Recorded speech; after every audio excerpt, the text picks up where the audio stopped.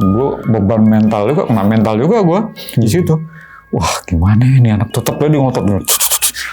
Waduh, ketika dia gambar itu, singkat saya itu kan boneka bayi kan gue taruh di ubin tuh bang, di lantai yang tadi dipegang sama dia. Itu boneka bayi nengok gini bang, nah begini, kepala nengok gini. Yang gue nggak lupa lagi ketika dia nunjuk gue, ini kan posisi misalkan abang nih gue gitu ya, dia di sini, dia ngeliat nunjuk gue, ambil nunjuk ke belakang gue gini nih. Oke. Gambar lagi sama dia. Nah di gambar belakang gue apa ya? Pocong.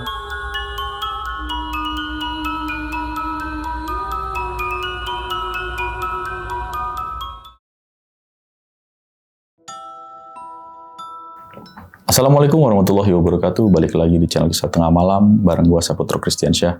Seperti biasa nih, malam ini gua udah menghadirkan narasumber yang bakal menceritakan pengalaman horornya saat menjadi guru les gambar anak berkebutuhan khusus. Kita kenalan dulu, sebelah gua udah ada Bang Ari. Halo Bang.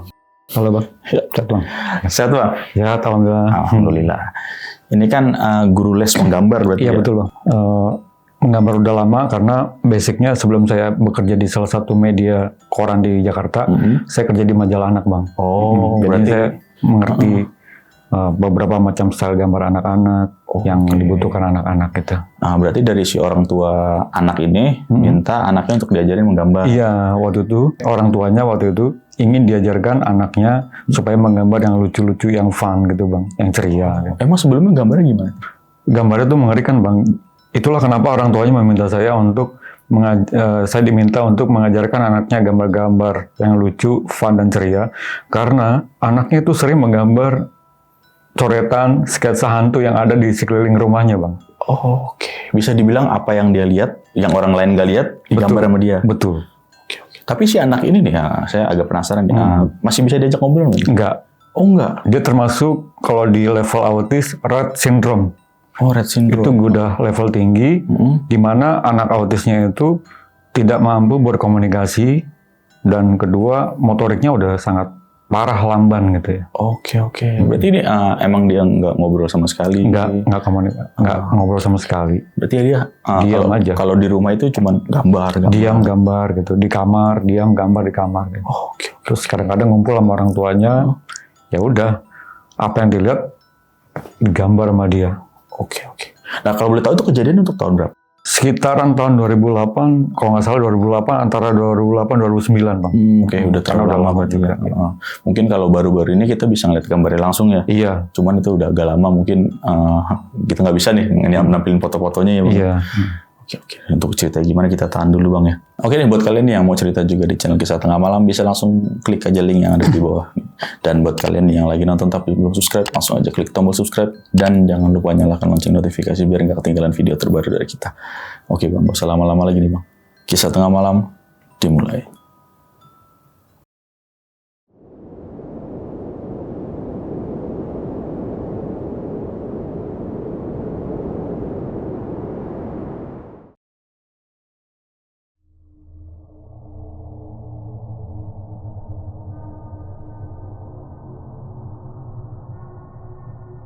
Oke Bang, jadi gimana itu ceritanya Bang? Begini Bang ya, sebelum saya terjun sebagai guru gambar untuk kelas anak-anak ya Bang, saya kan pernah bekerja di majalah anak-anak sebelumnya tuh. Jadi saya sedikitnya sudah menguasai gambar anak-anak, terutama gambar anak-anak kan Abang tahu sendiri yang lucu, ceria, fun gitu ya Bang ya. Nah di saat itu sekitar tahun 2008 sampai dengan antara 2008-2009 itu saya masih bekerja sebagai ilustrator di sebuah koran di Jakarta Bang. Oke. Di daerah Jakarta Pusat, yang nggak sebutin nama korannya ya. Kalau kerja di koran, di kantor redaksinya itu kan biasanya anak-anak, kawan-kawan khususnya itu bekerja malam-malam Bang ya. Kenapa malam? Karena kita di bagian redaksi. Pagi dan siangnya itu tugas wartawan, ngoper berita ke kantor redaksi. Sore kita mulai eksekusi, ngolah-ngolah berita, sampai menjadi sebuah koran gitu ya. Kita tuh tugas kita ilustrator, editor, layouter, redaksi segala macam itu udah tugasnya malam gitu. Kenapa malam? banyak kawan-kawan yang nyambi bang. Iya. Waktu kawan saya kerja di koran itu banyak yang nyambi, pagi siang dia kerja di mana, malamnya stay ngantor di redaksi koran. Waktu itu saya sempat kepikiran bang ya, wah enak banget teman-teman yang punya side job ya, double job, kerjaan lain gitu.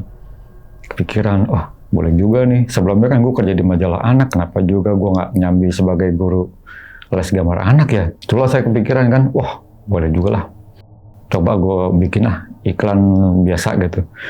Awal-awal itu gue sempet bikin, pertama kali gue bikin Facebook ya. Dulu kan belum ada TikTok, belum ada apalah. Iya, benar-benar. Medsos sekeren sekarang nih. Gue bikin Facebook tuh. Gue bikin halaman khusus juga. Gue pasang akun, sampai sekarang masih ada tuh. Les komik privat. Di situ gue tampilin karya-karya gue yang lama tuh. Waktu gue jadi majalah anak, gambar-gambar gue, khusus anak-anak yang ceria-ceria. Di situ gue buka jasa, terima les gambar privat untuk anak-anak. Apapun, mau anak normal lah, atau mau anak ABK, atau autis lah gitu, gue terima gitu ya. Selagi itu masih konteks gambar anak-anak. Oke, gue udah selesai, waktu itu bikin akun Facebook gue, terus gue bikin halamannya khusus, gue bikin. Nah, beberapa waktu kemudian, saat gue kerja malam di redaksi kantor koran itu, gue di SMS, zaman dulu kan HP poliponik bang ya. Benar-benar. SMS itu kan. Gue baca, gue buka SMS-nya, tulisannya gini, Assalamualaikum, dengan Pak Arya, kata dia. Ini Pak, saya tertarik melihat halaman iklan Bapak menerima jasa les gambar anak di Facebook. Terus saya ingin agar anak saya diajarkan gambar-gambar yang lucu, ceria seperti Pak Ari gitu. Bisa nggak kira-kira Pak, Bapak datang ke tempat saya? Di situ dia belum menjelaskan kalau anaknya autis bang ya, ABK. Intinya gue diminta kesediaannya untuk datang ke tempat dia. Alamatnya itu berada di sebuah komplek perumahan di daerah Cibubur, Jakarta Timur kan. Oke, di situ gue mengiyakan, gue balas SMS-nya. Oke Pak, siap. Saya siap mengajarkan anak Bapak, gini. Oke, siap. Udah deal tuh, kesepakatan hari, waktu, dan jam untuk gue udah deal sama orang tuanya. Wah nih, murid pertama nih, dalam hati gue kan, alhamdulillah lah gue dapet. Beberapa hari kemudian, datanglah gue ke sebuah komplek perumahannya di daerah Cibubur itu. Datang gue waktu itu ingat banget motor masih CB gue penggemar motor CB sampai ke dalam bareng kan motor ya. Gue naik motor CB kan, santai kalem. Nyampe gue di depan pintu gerbang komplek perumahannya tuh. Kalau di pintu gerbang komplek biasanya ada security tuh ya di pos ya. Situ gue say hello lah, misi Pak. Iya Pak, ya Mas, kata dia. Saya mau ke alamat ini Pak, rumahnya ini, Bapak ini. Oh ya nanti Masnya langsung masuk aja ke dalam, lurus terus. Nah nanti nggak jauh dari taman, di belakang komplek rumah itu ada taman, belok kiri dikit. Nah itu rumahnya di situ. Makasih ya Pak, saya bilang sama security kan, makasih. Jalan saya langsung menuju ke rumahnya. Sampai di titik itu, wah bener deh nomornya ini, alamatnya ini. Gue ini dong, biasa. Assalamualaikum. Nggak ada sautan. Assalamualaikum. Sampai ketok-ketok gerbangnya kan. Dar. Assalamualaikum, Pak, Bu. Terus dia belum nyaut. Ada tetangga tetangga rumah dia, datang tuh ibu. Mas mau ngapain, kata dia. Saya mau ngajar les gambar, Bu. Mau ke rumah Bapak ini. Anaknya ini namanya. Oh, si itu ya Pak, si ibu-ibu itu ngomong tetangganya. Destin ya Pak, anaknya yang autis, kata dia. Autis dalam hati gue. Bahkan waktu itu kan bapaknya SMS belum bilang anak autis kan? Iya, nggak ngomong dia. Nggak ngomong. Oh iya Pak, coba aja panggil lagi, kata dia. Anaknya autis Mas, kata dia. Kata ibu-ibu tuh, ya udah Bu, nggak apa-apa. Makasih ya Bu. Ya. Akhirnya nggak lama kemudian keluarlah bapak-bapak tuh dari rumahnya tuh, buka pintu. Dengan Pak Arya, kata dia. Iya Pak. Oh ya nanti saya buka dulu pintu gerbangnya. Buka, sama dia. Masuk, Pak Ari, katanya masuk ya. Ya Pak, makasih. Masuk, duduklah gue di ruang tamu tuh. Di sofa dia. Ini bapaknya, ini gue, ini ibunya. Saya siap mengajarkan anak Bapak. Gimana Pak? Kapan mau eksekusinya? Bapaknya ngomong lah ke gue. Pak Ari, emang sanggup ngajarin anak saya, kata dia. Sanggup Pak. Saya biasa gambar anak-anak kok, gitu kan. Namanya gue ada basic, gue suka gambar anak-anak. Gini Pak Ari, anak saya beda sama anak yang lain. Bedanya kenapa Pak? Saya jelasin dulu ya, kata dia. Jadi anak saya ini autis, ABK. Oh autis, ya udah nggak apa-apa Pak, nggak masalah anak autis. Saya nanti akan bina gitu untuk gambar. Tapi autisnya beda Pak Ari. Kenapa? Dia tuh udah autis tinggi, golongannya Rett syndrome. Ya udah Pak, kayak gimana Pak? Coba Bapak ceritain. Iya, Rett syndrome itu anak autis di mana dia punya keterlambatan dalam kinetik maupun kinetik gerak ya, maupun motorik sarafnya itu lambat banget Pak Ari, kata dia. Oke. Oh gitu Pak, iya. Oke Pak, nanti nggak apa-apa, pelan-pelan nanti saya insya Allah bisa bantu Pak. Kayak gitu. Iya, itu satu hal ya Pak Ari, kata dia. Kinetiknya lambat, geraknya lambat, motoriknya pun lambat. Yang kedua, dia suka menggambar sketsa hantu maupun setan yang ada di sini. Kaget gue waktu itu. Iya. Masa sih Pak? Iya. Itu kenapa saya minta Pak Ari datang ke sini. Karena saya takut, anak saya begitu terus. Kesehariannya di rumah aja. Kadang ikut terapi anak autis juga kadang dia ngikut tapi nggak berhasil. Nggak berhasil merubah kebiasaan dia menggambar hantu itu. Kalau mungkin anak sekarang dibilang doodles kali ya. Iya. Doodles, coretan gambar gitu. Kayak gitu Pak Ari. Saya minta Pak Ari untuk bersedia mengajarkan anak saya gambar yang lucu-lucu, yang fun lah kan. Suka gambar hantu Pak? Iya. Kayak gimana Pak contohnya Pak? Nah, tunggu sebentar ya, kata dia. Dia ke belakang, terus ngambil beberapa buku gambar dia tuh. Yang ukurannya A3 Bang, buku gambar ya. Lumayan gede ya. Dibawa. Ingat saya ada 4 atau 5 ya. Ini Pak Ari. Duduk deh. Ini Pak Ari nih. Saya terima dong bukunya. Saya belikan anak saya buku gambar seminggu bisa 3 kali, kata dia. Penuh gambaran semua. Iya. Saya buka. Maksudnya Bapak, iya seminggu bisa 3 kali itu buku gambar selalu habis sama dia digambar full setan maupun hantu yang ada di sini. Penasaran gue sampai deg-deg juga kan gue, buset. Iya. Gue buka. Gila. Coretan tuh penuh tuh. Satu halaman setan segala macam bentuk rupanya ya, dari rambutnya panjang, mau kuntilanak, genderuwo, pocong, mau tangan buntung, mau apa, mau hantu-hantu yang nggak jelas lah apa, dia gambar semua di buku gambar itu Bang, penuh satu halaman. Gue buka lagi gambar setan semua tuh, nggak ada yang tersisa sedikit pun. Buset. Digambar tuh. Gue buka lagi yang lain buku gambar juga begitu, semua sama hantu yang dia lihat. Gue merinding waktu itu kan. Buset, ini parah banget hati gue kan. Iya. Gambar kayak begini. Oh iya Pak Ari, kayak gitulah anak saya. Kira-kira sanggup apa enggak? Nah gue terlanjur udah datang ya Bang, mau nggak mau. Masa gue mundurin diri ya? Benar-benar. Jadi Pak, saya coba dulu ya Pak. Gue nggak bilang sanggup apa iya ya. Saya coba dulu ya Pak. Untuk ngajarin anak Bapak gambar yang ceria-ceria. Iya Pak Ari. Nggak apa-apa, coba dulu. Tapi Pak Ari sanggup kan? Insya Allah sanggup Pak. Sanggup, oke. Sekarang anaknya mana Pak? Deg-degan juga Bang. Merinding nggak? Gue jujur aja, baru kali ini dapat murid, malah muridnya autis lagi kan? Iya. Kalau dia yang parah lagi kan? Tuh muridnya anak saya ada di kamar. Oh ya, sebelum saya bilang anak saya namanya Destin Pak Ari, usianya sekitar 12 tahun. Tuh ada di kamar, Pak Ari masuk aja ke dalam. Boleh Pak masuk? Iya silakan. Masuklah gue tuh. Gue tok pintu dulu. Tok. Destin. Karena udah dibilang bapaknya namanya Destin. Oh iya, gue bilang juga dia non-muslim ternyata Bang. Oke. Dia bukan Islam.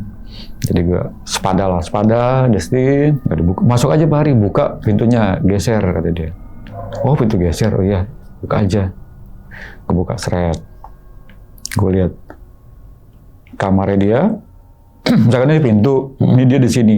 Dia duduk di tempat tidur dia tuh, yang gue inget, duduk tempat tidur dia sambil nimang-nimang boneka. Oke. Bonekanya itu bahan kulitnya dari apa sih, silikon. Oh silikon. Okay. Model kayak kulit beneran gitu ya, boneka bayi gitu. Malum orang kaya karena boneka yang mahal. Gitu. Lagi gini Bang.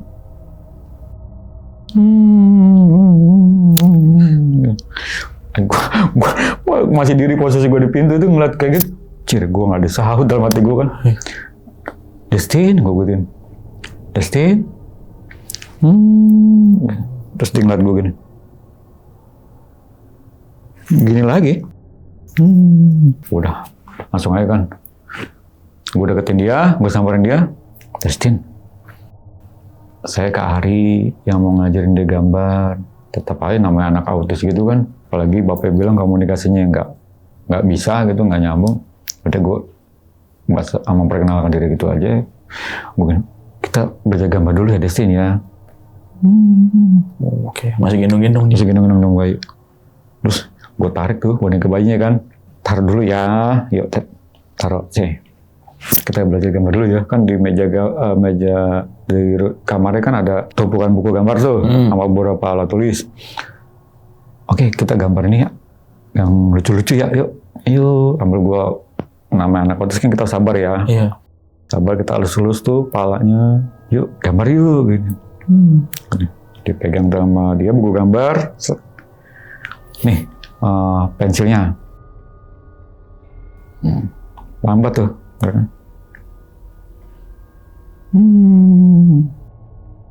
Gambar yuk. Ini Pak Ari pegang ya tangannya ya. Yuk gambar kayak gini. Gue pandu tuh bang. Karena kan anak itu kan motorika lambat ya. Gue pegang tangannya yang kanan. Ini kayak gini ya. Yuk gambar gini yuk. Bulat dulu gini. Kalau gue lepas ya tetap dia motoriknya lambat gini. Oh iya. Lepas. Wah ini anak bener parah juga udah mati gue. Yuk gue pandu lagi, gambar gini yuk bulat yuk gitu. Terus gue lepas, gak lama kemudian dia nengok ke kiri.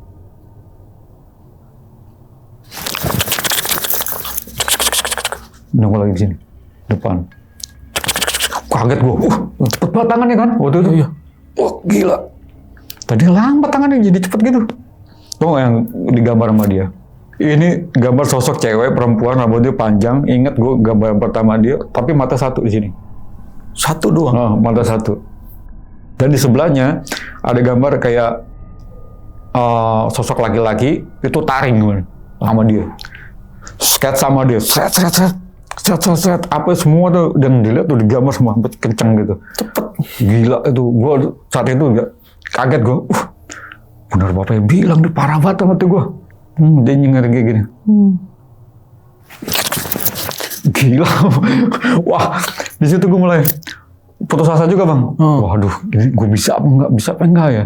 Yang gue nggak lupa lagi ketika dia nunjuk gue. Ini kan posisi misalkan abang nih gue gitu ya. Dia di sini. Dia ngeliat nunjuk gue, ambil nunjuk ke belakang gue gini nih. Oke. Gambar lagi sama dia. Nah di gambar belakang gue apa ya? Pocong. Wah gila sih. Asli, gue gak lupa di situ. Wow, gue udah, aduh, parah banget anak gue. Anak ini parah. Itu buku satu halaman habis, ke halaman lain, digambar lagi, seret. Di hari itu, gue inget ada 4 atau 5 halaman full gambar setan semua. Apa yang dia lihat. Gila. Gue udah putus asa di situ. Waktu udah menunjukkan, waktu itu sekitar hampir mau jam 5 ya. Karena waktu itu gue datang sekitar jam 3 ke rumah orang tuanya. 2 jam gue nggak berhasil bikin dia gambar ceria atau fun. Malah dia gambar setan, hantu yang dilihat gitu. Wah gila. Mungkin kalau di kayak dunia lain gitu ya, gue udah main tangan putih. Nggak sanggup gitu. Waduh gue udah, wah parah banget nih anak deh sama gue. Sanggup apa enggak. Gue dak-dik gue bang. Spooky juga ngamarnya waktu itu kan. Wah gimana ya, gue sanggup apa enggak. Akhirnya tetap aja deh. Habis dia gambar setan itu, buku gambar dia lempar. Dia ngambil ini lagi, boneka dia tuh. Yang bayi itu, boneka bayi. Gendong lagi. Rambutnya panjang gini bang. Oh ya perawakannya dia rambutnya panjang, kulitnya putih. Baju long dress gitu ya. Kurus-kurus gitu, putih. Mukanya muka Chinese dia, oriental gitu. Putih. Cakep anaknya bener bang. Memang boneka bayi itu deh. Buku gambar gue dilempar. Tadi gue sen, malah dilempar ke Ubin. Waduh. Gue udah dak-dik-duk. Wah, dikit lagi mau ngantor nih. Waktu itu tuh udah pukul 5 sore. Adalah, gue nggak sanggup nih. Mungkin besok gue masih bisa coba-coba. Gue tinggal aja deh, gue tepuk pundak Destin. Pak Ari pulang dulu ya, balik pulang dulu ya. Padahal kan gue mau ngantor. Balik pulang dulu ya. Dia malah tinggal gue doang gitu. Gini lagi boneka. Ya udah, malum lah anak autis kan. Komunikasi juga gimana udah. Gue buka itu kamarnya, seret. Bapak ibunya masih depan ruang tamu tuh. Pak, Bu, mohon maaf hari ini kayak saya gagal deh. Gagal kenapa Pak Ri? Iya, satu pun malah nggak bisa saya ngajarin anak Bapak untuk gambar kartun yang lucu-lucu. Ya udah sabar Pak Ri, coba lagi, mungkin masih bisa di lain hari. Ya Pak, nanti saya coba lagi ya Pak. Padahal waktu itu gue jujur aja Bang, udah putus asa di hari pertama. Hari pertama Pak dulu. Jujur, saya coba ya Pak di lain waktu. Iya, nanti kapan lagi datang ya Pak Ri? Nanti Pak saya tentuin jadwalnya, nanti saya SMS Bapak. Oh ya siap, seminggu bisa 2 kali nggak apa-apa kata dia. Iya Pak, siap. Ini sekarang Pak Ri mau kemana? Kata dia. Saya mau ke kantor dulu Pak. Kebetulan waktu itu gue bilang ke dia, gue masih kerja di redaksi koran. Ya. Saya mau ngantor Pak, karena saya ngantornya malam. Oh iya, tadi Pak Ri ya, iya. Oh iya Pak, boleh nggak Pak saya minta salah satu buku gambar yang digambar si Destin itu? Yang ada gambar setan. Boleh, bawa aja. Masih banyak kok di belakang. Banyak banget berarti. Oh iya. Itu kan yang ditaruh di meja ruang tamu cuma 5. Iya. Masih banyak di belakang Pak Ri. Bawa aja. 1 atau 2. 1 ya Pak. Gue ada tuh. Masukin tas ya. Siap-siap gue preparing mau ke kantor malam. Nah, gue naik motor. Balik ke kantor. Gue waktu itu agak telat macet tuh. Nyampe. Kawan-kawan udah pada ngumpul di depan ruang kerja masing-masing. Tegur gue manajer. Dari mana Ri? Telat kamu. Biasa Pak. Biasa apa? Saya job Pak. Pagi siang, sore. Oh ya udah nggak apa-apa, lain kali jangan telat lagi kata dia. Iya. Set job apa kata dia? Ngajar les gambar Pak untuk anak-anak. Oh ini Pak gambar Pak, mulai nggak? Gue buka ransel gue no, ini gambar Pak. Manajer gue lihat, sekarang udah almarhum deh. Lihat manajer gue. Gila, gambar setan semua kata dia. Kaget dia juga tuh. Kaget tuh. Astagfirullahaladzim. Dia kan soalnya rajin juga taat ya. Nggak kayak gitu, percaya nggak percaya dia. Kok bisa begini ya kemarin tuh? Iya Pak, itulah kenapa orang tuanya minta saya untuk bisa ngerubah kebiasaan dia gambar hantu. Orang tua tuh jujurnya udah takut ngeliat kebiasaan anaknya. Wah gila, kamu harus sabar kata dia. Iya Pak, saya mau mulai Pak kerja. Ya silakan nunggu aja materi itu dari redaktur berita-berita. Di situ gue ceritain teman-teman gue kan yang di sebelah, bro, gue tadi habis ngajar bro. Di mana? Oh no, anak autis, gambar parah dilihatnya. Wah teman-teman gue juga ngeliat semua Bang. Iya kok bisa gini? Tuh teman gue ingat anak IKJ dia. Kok bisa gini deh? Iya tuh gambar cepet kata bapaknya. Gue sendiri ngeliat dia tuh gambar cepet banget spontan. Harusnya kan anak autis itu motorika lambat. Gue ngomong ke teman gue, lambat. Oh gitu deh. Iya. Gue lihat depan mata gue gambar cepet banget gambar saya tangan. Wah gila kata dia. Lo bisa kata dia. Ya insya Allah lah. Mudah-mudahan pelan-pelan. Habis itu gue perlihatkan buku gambar ke teman-teman, ke manajer. Gue taruh buku gambar itu di laci meja kantor, coba meja. Kan ada laci tuh, komputer, meja, laci. Gue taruh, gue kunci. Set. Kunci gue kantong dong. Terus setelah itu kerja, gue seperti biasa kerja. Nah, pulang kerja, gue naik motor. Motor gue slow lah, motor CB. Jalannya slow. Kantor gue dari arah Kebon Siri, Jakarta Pusat. Gue baliknya kadang selalu melewati arah Menteng, Kuningan, terus ke Casablanca ya. Oke, ya. Casablanca. Karena rumah gue posisi waktu itu di daerah Kampung Rambutan. Nah, di saat waktu itu gue pulang kerja, abis deadline kerja malam. Gue balik setelah jam 2, jam setengah 3 malam gitu ya, gue balik. Motor gue mogok Bang. Mogok di tepat sebelum dikit lagi mau arah terowongan Casablanca. Ya lo tau lah terowongan Casablanca. Iya. Itu. Mogok. Tuh. Waduh, kenapa motor gue? Gue cek bensin dong, masih ada setengah kok, nggak mau gue. Gue utak-atik busi segala macam, gue copot, gue amplas, gue selak, gue lagi cerat, tetap aja mogok. Wah, kenapa motor gue nih? Padahal sebelumnya ke bengkel gue rajin, sebelum motor tua gue selalu gue rawat. Gue dorong gitu motor dah, gue dorong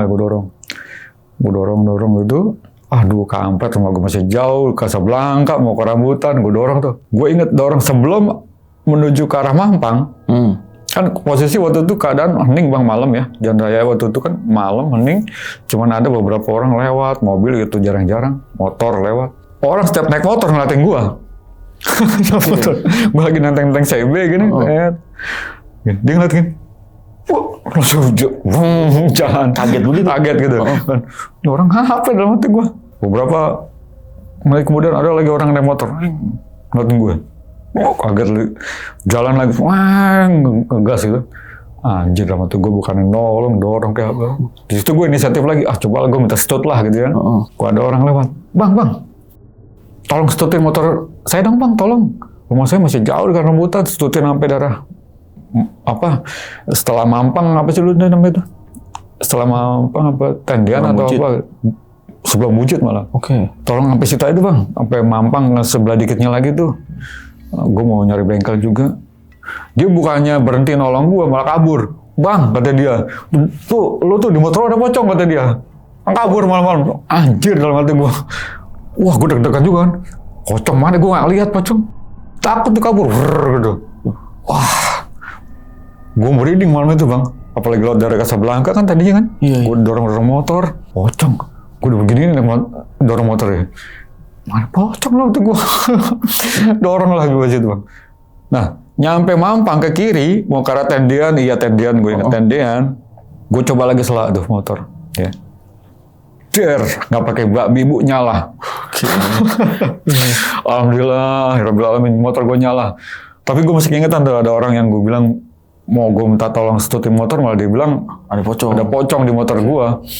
Gue merinding sampai tuh pulang malam. Ya kapan gue pulang malam nggak kayak gini-gini amat.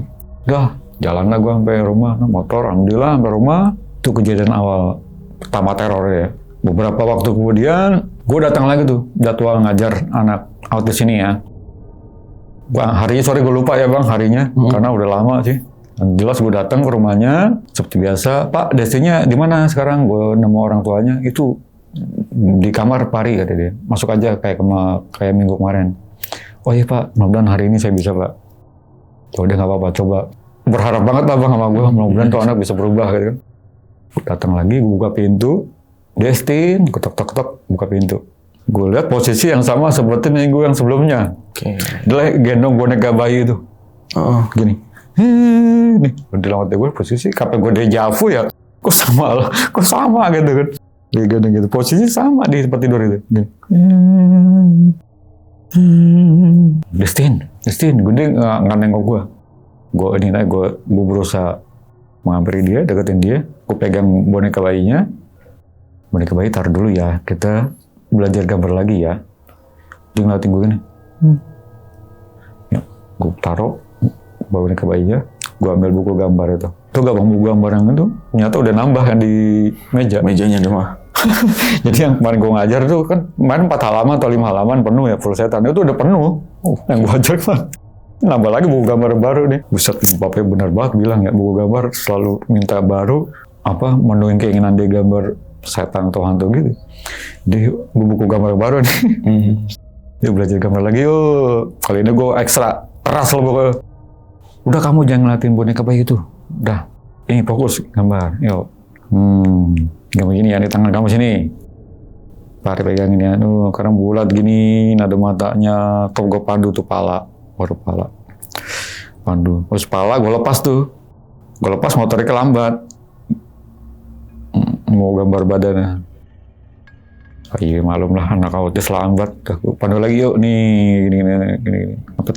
Gambar tangan, badan, tangan, kaki, kepala udah, gitu. Udah, lepas. Coba gambar lagi, ayo gue bikin lagi kayak gitu, bikin yang lucu gitu ya. Terus gue lihat dia, malah dikit. Gue fokus ngeliat dia mata malah nengok lagi ke sini. Kenceng tangannya. Setan lagi digambar sama dia. Hantu lagi. Wah, astagfirullahaladzim, udah mata gue. Hari kedua gue udah bisa bikin, ngajarin dia gambar satu doang, karakternya lucu satu doang itu. Yang full pala, tangan, kaki, itu doang satu. Berikutnya gambar setan semua. Lebih setan. Tiban sama dia. Gambar yang tadi gue ajarin tiban sama dia. Set. Kali ini lebih gambarnya parah. Lagi begini nih darah. Gitu. Untung ada pala doang digambar sama dia. Pala, matanya melotot gitu, sama kuping panjangnya, lehernya udah anjir dalam hati gue aja yang jujur aja, selama ini nakodin profesi gambar, nggak bisa sekencang dia gambar. Kalau sekarang kita asumsinya, nggak mungkin kalau itu nggak ada yang menggerakkan ya. Oh iya benar-benar. Iya kan, kayak gitu. pasti ada sesuatu, ada something di situ. Waktu itu gue nggak notice ke sana, gue hanya berpikiran kok orang bisa gitu. Digambar tuh, full gambar, waduh dalam hati gue, dak dik duk, wah nyerah gue nih, nyerah dalam hati gue, ya nggak bisa. Ayo coba lagi, yuk Destin, gambar lagi, gue pegang tangannya. Itu pun keras bang. Oke. Dia lagi gambar-gambar setan, keras, gue megang tangan dia, aku gila. Gue udah sekuat tenaga, ayo aduh udah tetap begini ngotot deh, aduh tetap aja gambar setan lagi sama dia, gitu. Gue udah deg-degan, gue punya tanggung jawab moral juga sama bapaknya kan bang. Iya benar. Karena gue di situ dari awal gue udah bilang gue sanggup, bisa, mudah-mudahan bisa pak. Gue beban mental juga, kena mental juga gue di situ. Wah gimana ini anak, tetap aja dia ngotot. Ketika dia gambar itu, singkat saya itu kan boneka bayi kan gue taruh di ubin tuh bang, di lantai yang tadi dia pegang sama dia. Itu boneka bayi nengok gini bang, nah begini, kepala nengok gini. Boneka bayi itu asli itu gue nggak kaget gue itu, nengok boneka bayi gini. Bener-bener kayak bayi beneran bang, namanya boneka orang kaya ya. Iya. Bahan dari kulit silikon kayak kulit manusia gitu.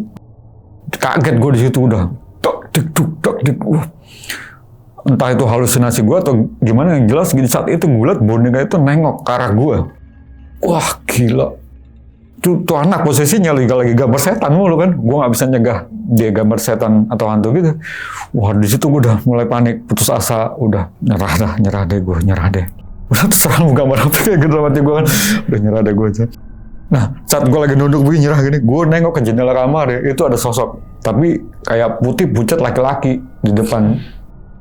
Rambutnya pendek kayak gini nih, kayak perawakannya kayak Cina gitu ya. Di depan jendela gue lihat, posisinya sore pas mau dikit lagi mau menjelang maghrib. Tapi suasana komplek itu kan udah hening, sepi bang ya. Tahrim mau mendekati maghrib gitu. Itu udah hening, tambah spooky lagi gue di dalam kamar itu. Langsung gue begini, wah ya Allah. Apalagi nih loh nanti gue. Terus gue nengok lagi gini, masih ada di jendela. Waduh, gue udah begini udah nggak tahan gue. Di sini boneka bayinya tadi nengok, di sini si murid gue Destin lagi tetap asik gambar setan. Situ gue ngeliat hantu yang ada di penampakannya ada di jendela. Gue udah, aduh nyerah dalam hati gue udah pusing di saat itu gue udah nggak sanggup. Gue tinggal tuh bang, Destin, Pari pamit ya. Dalam hati gue gitu. Cuma Ika gue ngomong sama dia nggak bakal disahut karena anak autis. Pari pamit ya, gue tepuk pundaknya. Tetapnya dia asik gambarnya. Gue sambil mau menuju keluar kamarnya, gue ngeliatin boneka bayi. Ya Allah, boneka bayi itu begini. Gerak lagi. Iya. Waduh. Terus tuh anak masih gambar setan. Tapi yang gue liat sosok penampakannya di jendela udah nggak ada. Tetap gue buka pintu. Buru-buru. Kenapa Pak Hari katanya? Tegang banget kata orang tuanya kan. Tadi Pak, saya minta air dulu Pak. Minta air putih. Duduk tuh. Iya kenapa Pak Hari? Diambil tuh air putih sama bininya kan, istrinya. Minum dulu Pak Hari katanya. Pak, mohon maaf Pak, saya ternyata nggak bisa ngajarin anak Bapak gambar. Karena level autisnya udah tinggi. Saya udah berusaha semaksimal mungkin. Mohon maaf saya mengecewakan Bapak. Nggak bisa jadi guru les gambar yang baik. Gimana dong Pak Hari? Saya kan berharap banget Pak Hari. Itu dia. Padahal sebelumnya juga saya manggil guru-guru les privat gambar, tapi nggak ada yang sanggup. Itu dari pertama. Bisa dapat hati gue hari pertama dia nggak sanggup, gue udah kedua. Pertemuan kedua ini. Session kedua. Iya Pak, saya nggak sanggup Pak. Mungkin karena saya juga, gue alasannya gini aja Bang. Saya bukan praktisi anak autis Pak. Saya hanya sekedar guru les gambar. Mungkin selebihnya Bapak bisa menyerahkan kepada praktisi anak autis ya. Terapis gitu ya. Terapis anak autis yang lebih spesialis, expert sama bidangnya gitu kan. Memahami pola anak autis gimana perkembangannya. Saya nggak sanggup Pak. Oh ya udah gitu. Kalau kemauan Pak Hari. Keputusan Pak Hari kayak gitu nggak apa-apa. Terima kasih ya kata dia. Sedikit agak kecewa juga dia sama gue Bang ya. Karena udah berharap. Gue juga nggak enak. Ya Pak, saya mohon maaf ya Pak. Gue nunduk juga itu malu. Terus dia ngeluarin duit di amplop. Ini Pak Hari uang honor les gambarnya. Situ gue ngeliat nominalnya di amplop. Terima kasih ya Pak. Ya. Gue masukin kantong. Aduh gue nggak enak banget di saat itu lah gue. Udah mengecewakan mereka. Dan di situ juga Gue kasihan satu sisi bang sama anak autis ini. Karena kesehariannya seperti bapaknya bilang dia hanya ada di kamar, kadang di sekitaran rumahnya, kadang nemenin ibunya takut. Dia suka bikin yang aneh-aneh gitu kan, gambar setan dan apa gitu. Bapaknya ini seorang pengusaha bang. Dia keluarga keturunan Tionghoa lah gitu ya. Dia punya anak satu-satunya, si Destin ini. Jadi kesehariannya dia hanya ada di rumah dan dia ikut sekolah juga, tapi pihak sekolah juga udah nggak sanggup menanganinya itu. Sempat beberapa kali ke terapis juga udah nggak sanggup. Akhirnya dia kesehariannya udah di rumah aja. Nggak ada sosialisasi sama dunia luar. Interaksi sama dunia luar gue udah nggak ada. Lo bayangin bang, zaman itu nggak ada YouTube, nggak ada TikTok, nggak ada media apapun yang bisa memberikan referensi dia terhadap bentuk sosok setan hantu itu kayak apa. Oh iya benar-benar. Nggak ada zaman itu. Kalau sekarang kan orang udah tahu sosok hantu kayak gini, ngeliat dari film, dari movie atau apa. Oh yang kita lihat kayak gitu. Dia tuh nggak ada. Pertanyaan gue adalah kenapa tuh anak bisa memvisualkan bentuk-bentuk hantu? Ya benar-benar. Meskipun nggak perfect ya, tapi sketsa itu udah merupakan, udah memvisualkan kalau itu sosok hantu kuntilanak, sosok hantu pocong, tuyul pun pernah digambar, tuyul, hantu tangan buntung, pala buntung, genderuwo, apa pernah digambar sama dia. Meskipun nggak seperti expert pelukis realis ya, dia kan hanya seputar doodles ya, anak-anak sekarang tahu lah doodles atau coretan gitu kan. Tapi udah membentuk visual sebuah objek hantu atau setan di situ. Dan waktu menggambarnya itu dikerjakan dalam waktu yang singkat dan cepat.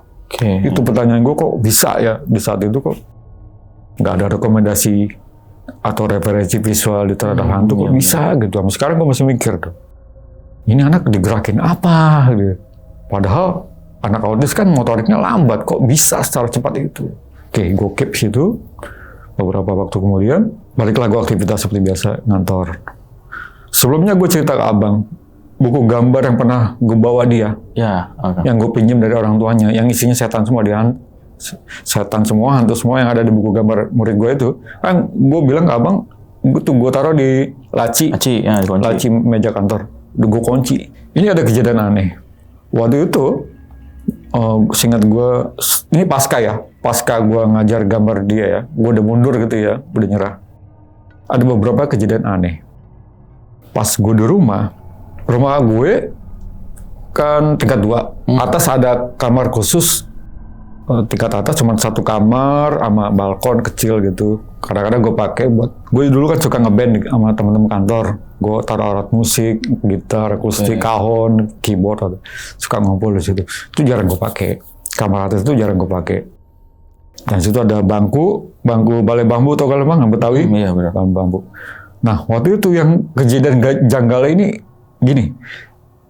Di suatu waktu malam, pas gue mau main gitar ke atas, gue naik ke atas, itu ada buku gambar yang tadi gue taruh di laci kantor meja, ada di atas balai bambu. Lo bayangin siapa yang mindahin? Padahal gue nggak mindahin. Gue nggak bawa, kan gue taruh di laci meja kantor. Gue baru buka pintu. Astagfirullahaladzim, ada buku gambar di situ. Buku gambar Destin, gue kenal kan. Merinding gue saat itu bang, kok bisa ada di situ? Gue samperin kan, ke balai bambu itu, gue gambar setan semua kan. Gue gemeter waktu itu kan, kok bisa begini? Seingat gue taruh di laci meja kantor ini. Iya.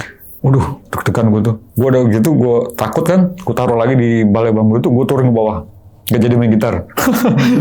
Gue turun ke bawah, gue nimbrung sama anak bini gue situ lagi di ruang tamu. Kenapa bang, gak jadi ke atas gitu?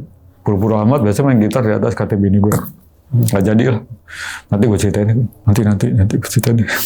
Waktu itu gue nggak mau ceritain kan takut bini gue ya. Iya. Besoknya beberapa hari kemudian juga gitu. Pas gue mau ngantor, besoknya gue mau ngantor sore kan masih agak terang tuh. Gue ke kamar atas. Gue inisiatif mau ngambil buku gambar itu, gue mau balikin lagi ke laci meja kantor ya kan. Di kantor gue. Gue masukin tas, ransel, masukin. Berangkatlah gue ke kantor. Sampai kantor, gue taruh di laci itu meja kantor gue, taruh kunci lagi, taruh di saku kunci. Dah, gue kerja aktivitas, gue sampai merinding tuh, gue ambil bernalar gitu. Ini kok bisa ya? Padahal ini posisi buku gambar ada di laci. Beberapa hari kemudian aneh lagi, itu buku ada lagi di atas. Gue nemuin lagi itu pas gue lagi libur. Oke. Di atas. Gue mau main gitar lagi di atas kan, kalau gue di rumah gue di lantai atas itu gue mau main gitar, nemuin lagi. Astagfirullahaladzim, buku gambar ada lagi. Udah bingung mau ngomong apa saat itu, gue udah sambil merinding, gue ambil pegang buku gambar itu, udah gini. Lagi yang gue takutnya bang, gue bakar buku gambar itu. Demi Allah gue bakar. Gue udah takutan ini. Ini apa gue gara-gara semenjak ngajarin gambar Destin atau gimana murid gue ini. Gue bakar. Saking gue takutnya, gue bakar. Asapnya kalau di atas kan, balkon itu kan flow kan udara kemana-mana kan. Nggak ke kamar atau ke rumah. Udah, gue tenang dah gue buku gambar. Kejadian aneh lagi setelah gue ngajar dia. Waktu itu malam, ini nggak malam banget sih, jam 10 atau jam 11 ya gitu ya. Iya. Pas gue libur kerja juga, gue malam tidur. Gue mau tidur. Di atas kan ada balai bambu, asik lah. Gue nyelonjoran, mau tiduran, ambil gitar gitu. Gue mau nyelonjoran begini. Gue nengok gini. Di pojokan tembok, lantai atas gue, pocong begini. Waduh, astagfirullahaladzim. Pocong. Gue begini nih. Gue mau ngomong ya udah nggak bisa bang. Kayak kekunci mulut gue udah. Aduh mau lari waktu itu saat itu nge-freeze tuh gue bingung. Juga udah nggak bisa, kayak energi kita kayak kesedot kalau nggak gitu bang. Iya. Wah gila. Gue ngeliat gini, pocong masih ada di situ. Wah akhirnya setelah itu gue udah berusaha sekuat tenaga. Istighfar, astagfirullahaladzim, buru-buru kabur. Gue kabur, turun tangga, bini gue kaget, kenapa pak? Astagfirullahaladzim, masa di atas tadi ada pocong? Gue lihat, pocong, masa sih? Iya. Padahal kita di sini waktu itu biasa-biasa aja, nggak ada gangguan apa-apa. Bener, gue nggak pocong. Di situ gue mulai pikir macam-macam, aduh kok rumah gue jadi begini kan. Ini bukan gue doang ya, berikutnya juga ponakan gue. Ini dari ponakan dari bini gue, istri gue. Dia udah gede mah, anak mahasiswi di salah satu kampus di Depok. Lumayan ceritanya, dia kan suka main gitar. Waktu itu kejadiannya ada gue, ada bini gue, ada anak gue. Om, mau main gitar dong, ke atas aja. Nggak apa-apa, ke atas. Pas di ke atas, gue lagi posisi di bawah sama anak bini gue. Dia kabur. Kenapa? Dela, namanya Dela. Kenapa Dela? Ada pocong om, di atas ada pocong. Udah ngos-ngosan tuh. Ada pocong om, ada pocong udah. Dalam hati gue, pocong yang gue lihat kali kemarin hati gue. Pocong sama ya. Iya. Udah nggak apa-apa deh lah. Gue seborosan nangis. Udah nggak apa-apa. Deh, iya, halu kali gue gitu kan. Iya bener om, ada pocong udah. Dia lah takut ke atas katanya sendiri. Udah tenangin tuh bini gue sama gue tenangin. Minum air putih. Semenjak itu gue jarang-jarang ke atas tuh. Takut juga gue jarang-jarang. Kejadian aneh lagi. Gue waktu itu ngundang kawan gue, ada kawan kantor kan. Gue tadi bilang suka nge-jam main band gitu ya. Waktu itu gue suka bikin lagu, nulis lagu, bikin lagu, ngaransemen apa. Waktu itu gue nemu ide bikin lagu. Gue ajaklah kawan gue, kawan kantor. Namanya David, Pit, nginep ke rumahku. Dia orang Jawa ya, ngomongnya aku gitu. Pit, nginep ke rumahku, kita ngejam. Gue ada lagu baru nih. Oh iya mas, siap, kata dia. Nah, satu lagi juga tuh vokalis, gue gitaris. Ajak tuh, kita bertiga. Sampai di rumah gue, di kamar atas. Kita ngumpul, stay, biasa ngejam. Nih materi lagu gue begini nih. Kita rekam dulu ya. Di HP dulu, HP-nya gue inget Nexian. Oke, Nexian. Seri Niji. Nexian musik. Gue inget dulu udah keren lah. HP QWERTY. Iya. Udah keren lah pokoknya buat ini. Sebelum nggak ada YouTube. Nih, kita rekam ya lagunya gini ya. Iya mas, kayak gimana main lagunya? Dia manggil gue mas kan, karena gue tuan. Kita ngumpul, nih lagu kayak gini. Nanti kita kulik materinya. Gue ngejreng, gue latihan, baru intro, set gue nyanyi. Nah kayak gini. Kita gue share nih hasil rekamannya ke HP mereka. Rencana gue mau share. Gue mau play hasil rekaman gue, temen basis gue, vokalis gue, ini gue. Ngeplay ini hasil rekaman tadi materi lagu gue, ciptaan gue. Di tengah-tengahnya ada suara orang ketawa kuntilanak. Hihihi. Lu bayangin demi Allah tuh waktu itu. Kaget gue. Kok ada suara kuntilanak loh. Kok bisa gitu masih kata teman gue. Mana gue tahu kan kita bertiga di sini. Gue play lagi ulang ambil bertiga karena kita bertiga berani diri kan. Ngeplay lagi ngedengerin itu nyaris tipis. Backsoundnya tipis. Rekaman gue nyanyi tapi tipis kayak backsound apa sih horor gitu ya. Iya. Tapi kedengaran di situ jelas ada suara kuntilanak ketawa. Waduh. di situ. Itu gue nggak lupa waktu itu kejadian. Karena kan sekarang HP udah nggak ada ya, zaman dulu kan, HP Nexian kayak gitu. Itu asli ada suara kuntilanak di situ, di rekaman gue main gitar di situ. Itu kejadian aneh. Ada lagi kejadian aneh, ada lagi. Waktu itu anak gue masih kecil. Bini gue posisi lagi di dapur, bikinin susu buat anak ya. Ini gula, ini susu, ini kompor. Jangan ambil ini botol susu, aduk. Susunya tuh di dot itu, botol dot itu, ada susu. Dia mau nambahin gula, itu toples gula geser sendiri. Bini gue yang ngeliat. Ini setelah gue denger testimoni kesaksian bini gue ya, dia cerita. Itu geser sendiri, seret. Bini gue kaget dong, geser sendiri. Terus mau ngambil lagi, geser lagi, seret. Baca-baca, untungnya bini gue kuat bang. Karena ibadahnya gue akuin dia top. Nggak kayak gue, jujurnya gue ibadah bolong-bolong. Bini gue kuat, baca-baca istighfar. Dia bilang jangan ganggu atau apalah. Itu bisa gerak sendiri di toples gula gerak sendiri di meja dekat dapur itu, meja dapur itu gerak sendiri. Akhirnya bini gue bilang jangan ganggu loh atau apa, baca-baca doa gitu. Bini gue nggak gerak lagi tuh. Nah itu setelah kejadian itu bini gue cerita ke gue, makanya gue tahu kejadian itu. Itu kejadian aneh. Kejadian yang berikutnya lagi yang nggak pernah gue lupa. Saat itu gue ya posisi mau ke atas, lantai atas rumah gue, mau tidur tuh lantai atas. Pas gue mau tiduran, mau rebahan, gue karena udah sekian lama nggak ke atas kan, gue sambil bersih-bersih. Gue mau tiduran mau begini, di balai bambu. Ini kali ini gue ngeliat pocong beneran muka gue. Muka gue. Oke. Demi Allah gue ngeliat pocong itu muka gue. Pakai kain kafan. Kaget lah gue saat itu kan kalau gitu. Astagfirullahaladzim. Tapi muka gue kan lagi begini. Waduh, astagfirullahaladzim. Kenapa ya? Nah, dalam hati gue, kenapa ini? Gue udah ngeliat gitu udah shock banget. Wah, gue nggak please. Udah, gue nengok, gue balik badan ke sini. Oh, gue gemeteran tuh di balai bambu. Sampai bunyi balai bambu. Nah, gemeter tubuh gue tuh. Bunyi kayak gitu. Setelah gue nengok lagi ke kanan, udah nggak ada, hilang.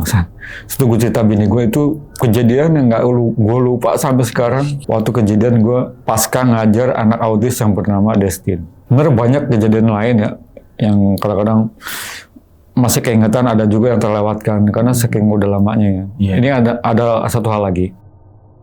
Waktu itu anak gue punya boneka. Gue beliin boneka, nggak semahal boneka murid gue si Destin itu yang bahannya dari silikon, kulitnya ya, boneka bayi itu. Boneka biasa lah, masih plastik gitu kan. Gue beliin dia, boneka bayi yang ada dotnya tuh. Dia itu lo tau kan kalau boneka anak kecil kan ada baterai zaman dulu ya? Iya. Baterai 2 tuh, alkalin atau apa ya? Waktu itu posisinya boneka bayinya itu baterainya udah habis dayanya, energinya.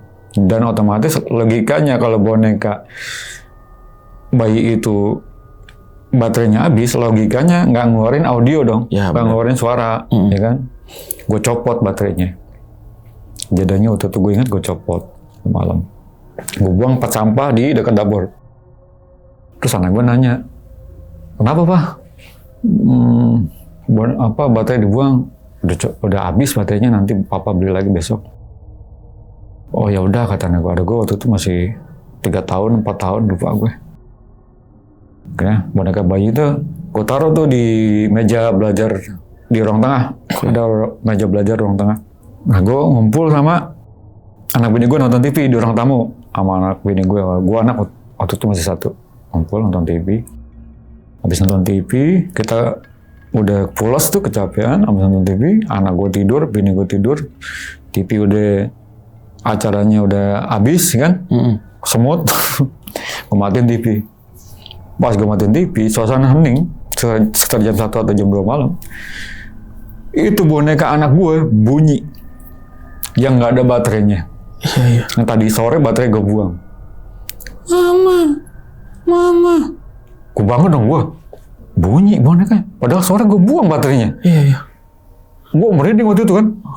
Gue bangunin bini gue. yang di ruang masih posisi di ruang tamu, belum ke kamar tidur. Mama bangun. Gua sampai gemeteran. Bangun. Kenapa?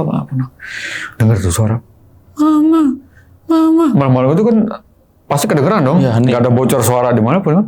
Itu fokus kedengeran suara audio boneka bayi itu.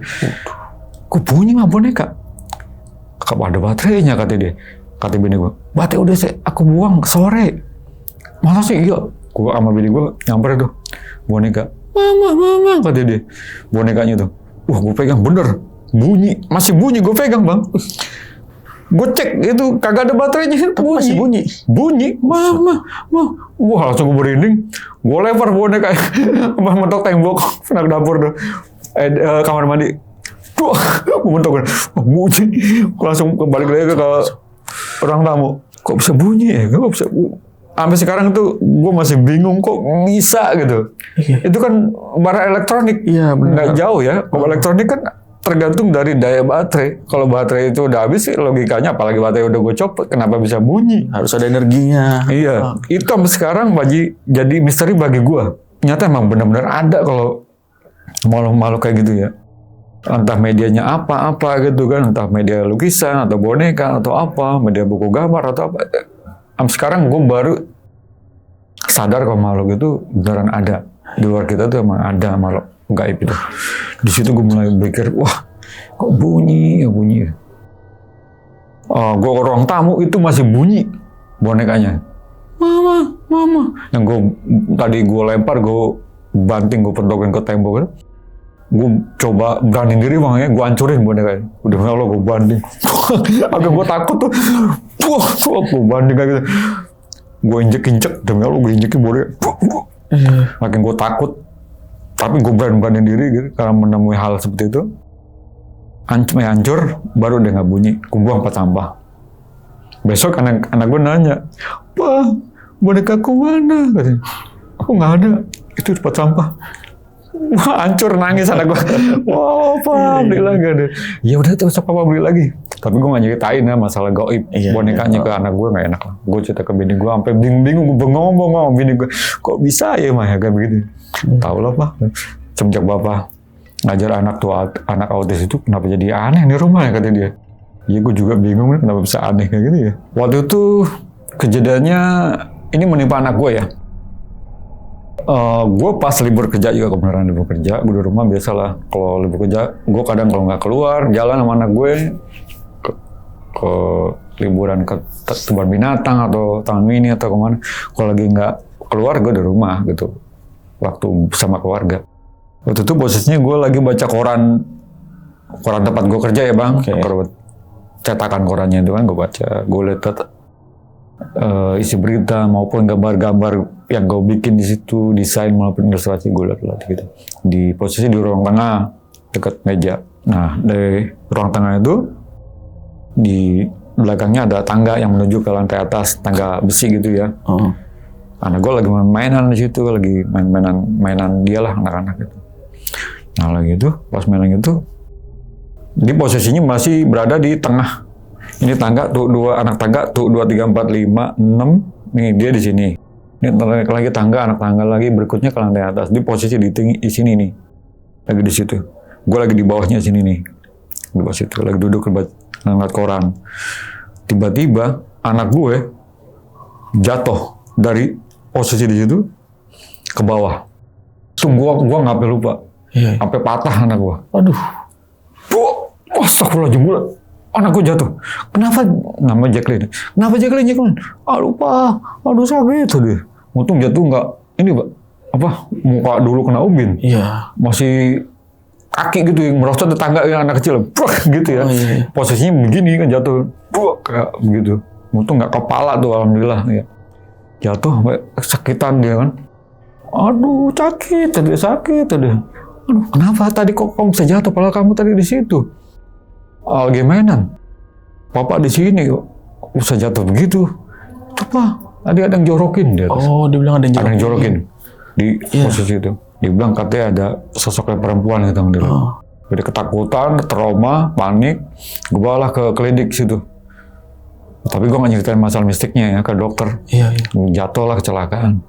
Di situ gue mulai bingung banget kenapa kejadian demi kejadian mistik ini ada gitu. Ini yang terakhir, anak gue dijorokin di tangga, dibilang katanya ada perempuan, cewek gitu pak, kayak di tangga dijorokin gitu. Kok bisa di situ. Gue udah gimana ya, gue udah lama juga nempatin rumah itu bang, nggak setahun 2 tahun, udah lama. Kenapa kejadian mistik horornya nih pas setelah gue ngajar gambar anak autis itu. Oke, waduh gue mulai situ bingung dah. Berapa waktu kemudian gue jatuh sakitnya keras, dan gue bawa ke dokter, didiagnosa nggak apa-apa biasa. Didiagnosa dokter, katanya dibilang dokter capean lah atau porsir kerja begadang malam atau itu menurut dia bilang nggak apa-apa kok pak, nggak ada penyakit bawaan lain-lain, nggak ada, aman kata dia, cuma kecapean. Tapi sakitnya menurut gue nggak biasa, yang dia bilang dokter biasa, menurut gue nggak biasa. Ini di sini, di jantung sama di sini nih, ulu hati. Kayak diseknya minta ampun. Padahal harusnya dokter bilang dong kalau misalkan asam lambung atau apa, bilang lah atau apa gitu kan. Dia nggak bilang hanya kecapean atau apa gitu. Ini sakitnya minta ampun, kayak gue kayak ditusuk di belakang. Wah sakitnya tuh anehnya pas menjelang malam. Gitu. Itu gue sampai sakit keras, tepar, nggak kemana-mana seminggu. Iya, gue ingat seminggu lebih lah pokoknya. Gue nggak ngantor tuh. Gue izin ke manajer, Pak, saya nggak ngantor, Pak, saya sakit. Gitu. Oh ya udah sakit, istirahat aja kata dia. Ya. Gue di rumah aja. Dan dilalahnya kebenaran di sebelah rumah gue, bilang gue baru tahu dari istri gue, nyata orang pinter. Gue jujur aja, gue selama itu jarang bersosialisasi sama tetangga bang. Gue sibuk kerja, kadang kalau di rumah, nggak interaksi sama luar. Dan gue baru tahu itu di sebelah rumah gue paranormal, pinter. Dibawalah gue, bini gue, Pak, ke berobat gitu aja, Bapak, namanya Pak Bastian, gue sebutin nama aslinya. Pak Bastian aja. Bang, siapa dia? Dia orang pinter, dia bisa. Capek Bapak sembuh, kata dia. Habis bawa ke dokter, Bapak nggak sembuh, kata bini gue. Langsung bawa ke rumahnya itu, Pak Bastian, orang pinter itu. Pak Bastian bilang, ini kamu, pas sampai ke rumahnya, ini kamu tuh diserang sama makhluk gaib lain dari luar, kata dia. Baru gue inget kejadian flashback. Oh iya, waktu itu saya sempat ini Pak, mengalami hal yang aneh ketika saya ngajar anak autis, kayak gini-gini, sering gambar setan, ini itu. Terus saya ditemuin inilah, temuin itulah. Ponakan saya ditemuin, anak saya ngalamin kejadian dijorokin di tangga. Ya itu tuh dari luar, diserang kata dia. Kata Pak Bastian itu. Terus Pak, udah Pak, sembuhin saya Pak. Terserah Bapak mau ngomong apa dalam hati gue kan. Mau ngomong apa dalam hati gue, udah sakit banget itu. Itu aneh sama dia Bang. Nyembunyi nggak diraba, nggak disentuh, nggak apa Bang. Begini doang. Gue sampai sekarang dia mikir ya, percaya nggak percaya ya. Kok bisa gitu orang? Papanya itu begini dong. Nih, tenang kata dia. Begini. Nih sekitaran perut gue digini.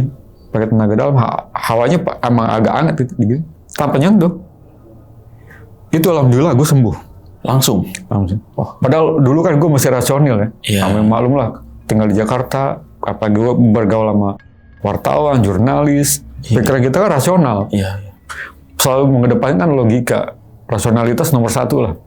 Kenapa gue di saat itu mengalami hal yang ganjil dan irasional, dan baru tahu gue ternyata dunia supranatural tuh ada, mistik tuh ada. Kita nggak pungkiri dan kita nggak boleh skeptis juga. Ternyata ada, dan gue ngalamin. Gue orang Jakarta metropolitan mengalami seperti itu gitu. Itu benar. Gue mengalami hal kejadian mistis ini, kejadian mistis itu. Terus gue sembuh sama seorang orang pintar. Cuma digini doang. Besok alhamdulillah sembuh tuh gue. Gue bisa kerja lagi. Di situ gue udah mulai. Mungkin di satu sisi gue juga flashback. Basic gue, meskipun gue orang media, rasionalitas gue selalu gue junjung tinggi, logika tinggi. Gue jujur aja gue ibadah gue bolong-bolong. Gue gitu jadi introspeksi diri.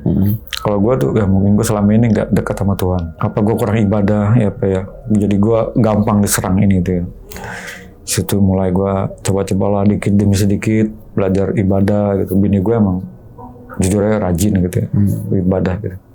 Oke, sering jalannya waktu gue normal, gue mau ngelupain kejadian ketika gue ngajar anak autis itu, beberapa teror yang dialami sama gue, gue berusaha mau buang jauh-jauh mindset gue tentang itu, takutnya gue kena mental. Iya, benar. Ketika gue kerja kan nggak enak, Ini kejadian aneh lagi. Setelah berjalannya waktu, gue dapet telepon suatu hari. Entah, gue tutup posisi di kantor, di kantor.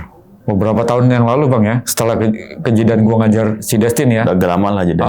Beberapa tahun yang lalu setelah gue ngajar si anak autis itu. Selamat malam Pak Hari, kata dia. Iya Pak. Waktu itu kan nomor orang tuanya udah gue hapus ya, karena udah lama kan, udah setahun. Itu nomor nggak ada nama orang tuanya Destin ya, orang tua murid gue, cuman ada nomor aja gitu, nggak ada namanya ya. Iya. Gue angkat. Selamat malam Pak Hari, kata dia. Iya Pak, ini dengan siapa ya? Karena gue nggak tahu kan. Saya orang tuanya Destin. Orang tuanya Destin. Gue ingat kejadian setahun yang lalu. Oh iya Pak, yang di Cibubur ya? Iya Pak Hari. Ya. Terus dia bilang gini, Pak Hari bisa ngajar lagi nggak ke tempat Destin? Aduh, suruh ngajar lagi tuh. Anak saya makin parah kata dia. Gambarnya, aduh Pak, mohon maaf saya nggak bisa Pak. Saya ada kesibukan lain gini-gini, mohon maaf ya Pak ya. Ya Allah, di situ gue merasa berdosa bang, gue nggak bisa. Gak enak gitu ya. Gak enak sama orang tuanya, gue juga gak enak sama si Destinnya karena dia masih anak-anak yang sepatutnya di saat itu dia benar-benar butuh bimbingan orang-orang seperti kita, orang dewasa seperti kita. Gue nggak mampu gue melaksanakan tugas gue untuk bisa mendedikasikan ilmu gue untuk anak-anak. Gue situ gue terharu juga, gue sedih gitu gue. Nggak bisa Pak Hari katanya. Iya Pak, saya mohon maaf nggak bisa. Ya udah kalau gitu. Gue lemes saya sambil duduk di meja kantor kan. Dia kok masih nyimpan nomor gue ya dalam 3 tahun kan. Padahal gue udah ngapus nomornya kan. Terus nggak lama kemudian telepon lagi dari nomor yang sama. Si bapak di sini telepon lagi. Telepon lagi dalam hati gue. Di luar poliponik. Gue angkat. Ya halo Pak. Kali ini bukan orang tuanya yang ngomong. Gue denger suara anaknya Destin. Baru kali itu seumur hidup gue baru denger suaranya. Ngomong gitu. Halo Kak Ari. Astagfirullahaladzim. Gue udah dulu kan mindset gue karena gue udah takut sama dia kan. Profil dia kelakuan dia yang aneh gitu. Gue udah langsung gue matiin bang. Pas dia ngomong halo Kak Ari aja gue udah. Halo Kak Ari. Wah kaget gue waktu itu langsung gue matiin handphone gue tuh. Udah nggak mau ini, gue nggak inget kejadian ini. Itu kena mental gue, jujurnya kena mental waktu itu gue keadaan gue dulu udah kacau bang. Kalau lo mau tau, kena mental pas kejadian gue ngajar dia tuh. Kok tiba-tiba dia bisa ngomong gitu? Iya benar. Itu membuat gue kena mental lagi. Padahal waktu itu gue ngajarin dia nggak ngomong, cuma gerak-gerik aja, kayak Rihanna pesulap magician gitu. Gerak-gerik, mirip-mirip gitu. Mirip-mirip kayak gitu. Ke Rihanna sampai sekarang. Mungkin dulu nggak ada Rihanna zaman dulu, tapi gue udah ngeliat gambar profil Rihanna kayak sekarang ini, ya kayak murid gue dulu, si Destin ini, kayak gitu gerak-geriknya. Kan siapa yang nggak spooky bang? Iya benar. Tiba-tiba dia ngomong. Tiba-tiba ngomong di telepon, halo Kak Hari, langsung gue matiin. Aduh, gue langsung bengong, Wah, bengong gue mikir, kacau di saat itu gue tuh masih kerja di kantor. Ya kira-kira gitu bang. Beberapa yang lainnya mungkin gue agak lupa ya karena sebenarnya sih banyak gitu. Agak banyak lah ya kebanyakan di rumah nih ya. Yang tadi ya yang karena bisa disimpulin kalau bisa dibilang lah ya. Setan-setan yang dari rumah ini ikut nih ke rumahnya Bang Ari nih ya. Bisa jadi. Nah ini terornya berhenti saat di rumah nih. Itu saat disembuhin atau gimana itu? Pas disembuhin bang. Alhamdulillah disembuhin sama Pak Bastian. Pak Bastian itu. Orangnya masih ada sekarang. Dan abis disembuhin itu di rumah itu udah nggak ada gangguan lagi? Nggak ada alhamdulillah. Oke. Berarti bisa disimpulkan kalau Pak Bastian juga kayak bersihin rumah juga lah ya. Iya. Dia bilang katanya dia statement dia nih, pernyataan dia, kalau itu datang serangan dari luar, makhluk gaibnya itu. Berarti dia kayak ngusir gitu ya, makhluk gaib yang nyerang Bang Hari ini. Aduh kacau. Tapi sebelum ngajar ini nggak ada kejadian aneh-aneh kan? Nggak ada. Gue udah lama bertahun-tahun di situ. Oke. Udah lama. KTP gue KTP situ. Iya. Kacau juga berarti. Iya.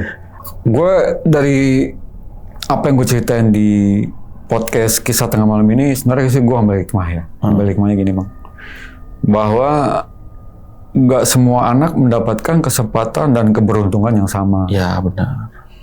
Kebetulan di saat gue ngajar itu, meskipun dia orang berada, bapaknya pengusaha ya orang Chinese, Dan oke lah dia hartanya banyak orang berada, tapi dia di sisi lain dia mempunyai seorang anak yang autis, itu anak mata wayang.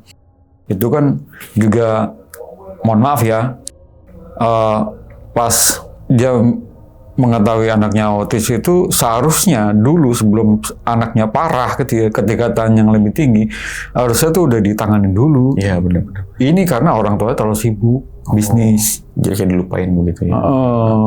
Jadi harusnya penanganannya itu dari awal, jangan sampai udah separah itu. Separah itu baru mau ditanganin. Jadi kesimpulan saya seharusnya mau sebagaimana gimana pun kondisi anak kita, kalau mengalami gejala yang aneh atau gejala yang kira-kira berlainan dengan anak-anak sebayanya, dideteksi dari awal, ditangani dari awal sebelum parah. Jangan kita sebagai orang tua terlalu asik sama dunia kita, bisnis gitu.